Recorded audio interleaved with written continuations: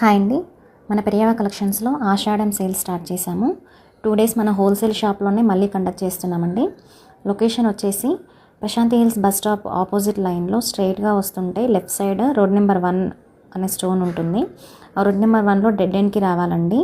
Dead ఎండ్లో మీకు హరితలిపి ground ఉంటుంది. అయితే డెడ్ ఎండ్ కన్నా ముందు ఉన్న రోడ్డు మీద 2 షాప్స్ మీకు కనిపిస్తాయండి.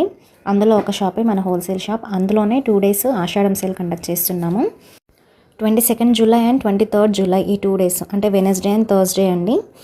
ఈ 2 డేస్ మార్నింగ్ 11 టు ఈవినింగ్ 7 వరకు ఉంటుంది.